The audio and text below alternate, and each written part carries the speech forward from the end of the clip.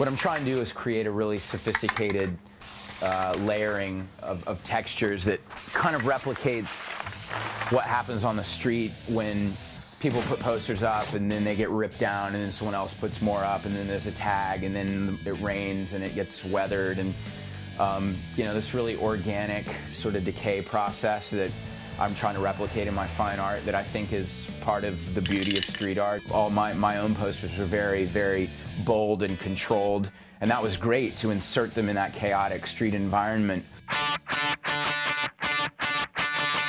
The goal of Obey was to create something from nothing, create the biggest coup possible. People don't like to be told to obey, but they do it all the time. And so I thought, well, if they're confronted with this, maybe they'll kind of, you know, snap out of their trance. What I stumbled onto really was this whole sociology of how people interpret images, and everyone's interpretation of an image is a reflection of their personality. The more I put out there, the more people are going to want to know, and more power it's going to gain from nothing. And I was fascinated by that idea.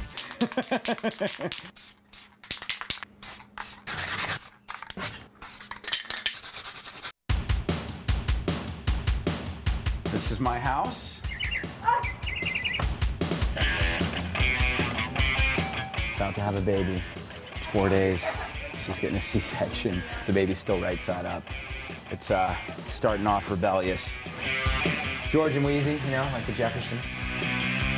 My house is full of stuff that inspires me and reminds me of, you know, where things can go, the potential, and always keeps me trying to expand and keep things fresh. Always surround yourself with people that are better than you to keep you striving. This old newsprint stuff comes out of that book right there. Amazing resource. I grew up in South Carolina, and art there was drawing a bowl of fruit, a seascape. I didn't really look at stencil making or screen printing or any of that as art at all. It was after this drawing in '88 that I started to examine art and think other things are valid.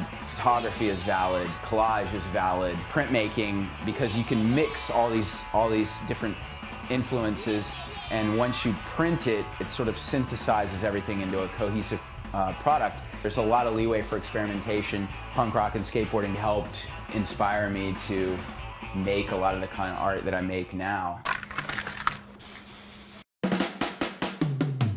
Yeah, that's pretty nice.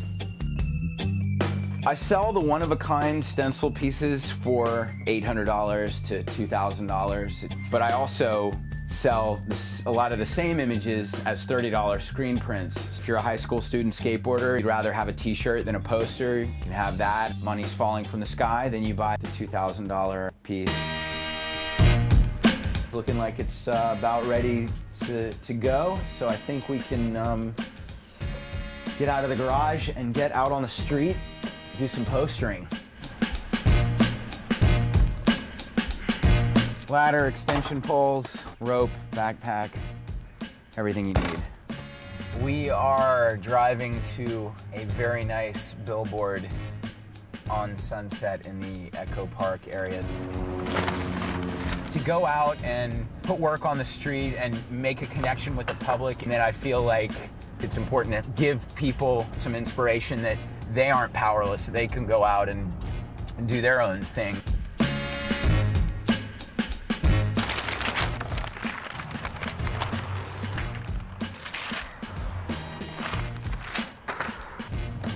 I had to look at what the route was, and I knew the low billboard was going to be easy, but then getting from there to the other one, I had to kind of dangle and leapfrog from like obstacle to obstacle in order to get up to the second billboard. I mean, that's an awesome spot, and I think that stuff will run for a while.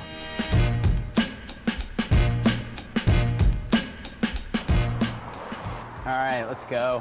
I think the reason that I still like to do street art a lot, even though I don't have to as a springboard for my career because I'm somewhat established now, there's no committee, there's no red tape, there's no bureaucracy. It's really immediate freedom of speech. You can succeed without being completely absorbed and corrupted by the system is very important.